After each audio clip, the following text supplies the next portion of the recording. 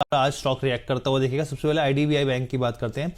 देखिए यहाँ पे आईडीबीआई बैंक को लेकर खबर क्या निकल के आई है। जो यहाँ पे मेजोरिटी सेल को बेचने की बात हो रही थी, यहाँ पे जिसको लेकर बिडिंग हो रही थी, यहाँ पे हिस्सेदारी बेचने को लेकर, अब जो है यहाँ पर जो है पीछे हटती हुई स्थितियाँ दिख रही हैं यहाँ पे।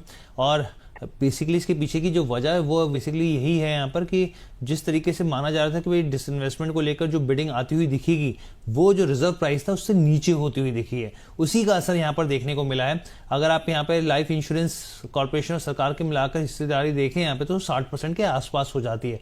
ऐसे में स्टॉक मुझे लगता है कि ये जो खबर है हालांकि अभी आई यहाँ पर सैटरडे संडे के बीच में, लेकिन मार्केट में शायद पहले ही अंदेशा था। 6% 7% पहले ही टूट गया था आईडीबीआई बैंक में, और आखिरी एक घंटे में टूटा था जहां तक मुझे याद है। तो एंड हर्षी प्राइस हर बार कुछ कहता है, हम्म। कुछ वो कहानियां बयां करता है जो किसी को अभी तक पता नहीं है। हम्म। और मतलब न्यूज बाद में आते हैं, लेकिन प्राइस पहले रिएक्ट कर देता है because price knows a little more. बस इस चीज को आप समझिए। तो हम्म। एक्स्ट्रा पता होता है उसको, एडवांस में पता होता है। तो खैर, coming back to this IDBI, मुझे तो याद है कि आप लोगों को जब भी मैंने बोला है तो बोला था कि 107 और 110, मतलब 109 रुपए 107 रुपए की रेंज पर एसएल रखिएगा, और अभी 92 आ गया है। सिमिलरली मुझे इस बैंक की न्यूज से एक और बैंक याद आया, आईडीएफसी फर्स्ट। 70 रुपए पर एसएल मेंटेन करने बोला था, 62 पर आ गया है। And I had said that कि अगर आपका 70 टूट रहा है, ध्यान रखिएगा, इसको 62 63 एंड एक्चुअली फिर 55 भी आना है।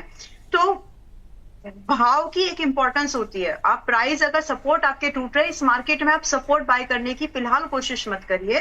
B very cautious. Instead of what to buy, think what not to buy. ये ज्यादा एक सेफ अप्रोच हो गया आपके लिए। तो आपका जो सवाल आईडीएफसी फर्स्ट आईडीबीआई को लेकर के है, अभी 92 पर है। अभी भी आपके पास में मुझे लगता है जो लेवल मैं बता देती हूँ, बाकी आप डिसीजन लीजिएगा। In my opinion, it has to touch 85-86 range, which is another, अगर आप करंट प्राइस से बात करेंगे, which is another like 8% from this। तो अगर आप 8% का और डिक्लाइन, आपकी बाइंग अगर ऊपर किया तो आई कांट से, लेकिन करंट प्राइस से और यहाँ पर 8% का डिक्लाइन पॉसिबल है। और अगर आपकी बाइंग 100 के ऊपर की है तो ये 20% आपके लिए टोटल नेट लॉस हो सकता है।